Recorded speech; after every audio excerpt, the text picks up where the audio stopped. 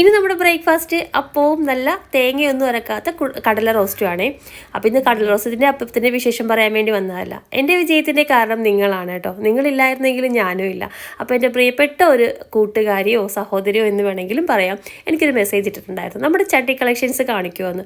ഒരു വലിയ വീഡിയോ ആയിട്ട് നമ്മൾ കുറേ നാൾ മുമ്പ് ചെയ്തിട്ടുണ്ടായിരുന്നു. അപ്പോൾ ഇനിയിപ്പോൾ ഇത് ഒരുപാടായി പോകുന്നത് കൊണ്ട് ഞാൻ ഇതിൽ കാണിക്കാം, ഓരോന്നോരോന്ന് ഉണ്ടാക്കുമ്പോൾ കാണിക്കാം.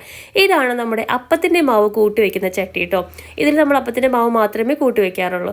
ഈ ചട്ടിയുടെ ഭംഗി കണ്ടിട്ട് ഞാൻ വാങ്ങിച്ചതാണ്. നല്ല രസമുണ്ട്. ഇതെനിക്കൊരു അളവാണ് കേട്ടോ. അതായത് ഈ ഒരു സംഭവത്തിൽ കൂട്ടിക്കഴിഞ്ഞിട്ടുണ്ടെങ്കിൽ നമുക്ക് കറക്റ്റായിട്ട്, അതായത് ഒരു 3/4 ഭാഗം കൂട്ടിക്കഴിഞ്ഞിട്ടുണ്ടെങ്കിൽ കറക്റ്റ് ഒരു ദിവസത്തിലേക്കുള്ള ബ്രേക്ക്ഫാസ്റ്റ് റെഡിയാക്കാം. ഇനിയിപ്പോൾ അധികമായി പോയിട്ടുണ്ടെങ്കിൽ 2 ദിവസത്തേക്ക് നമുക്ക് എടുക്കാം. അപ്പോൾ ഇതിൽ നമ്മൾ രാത്രി കൂട്ടി വയ്ക്കുകയാണെന്നുണ്ടെങ്കിൽ നല്ല അടിപൊളിയായിട്ടുള്ള അപ്പം കിട്ടും. അതുപോലെ തന്നെ ഈ കാണുന്ന ചട്ടിയിലാണ് നമ്മൾ അപ്പം ഉണ്ടാക്കുന്നത്. ഇത് മൺചട്ടിയല്ല, ഇത് ഇരുമ്പിൻ്റെ ചട്ടിയാണ് കേട്ടോ. നല്ല സിമ്പിളായിട്ട് നമുക്കിതുപോലെ എന്താ പറയുക, അപ്പം വിട്ട്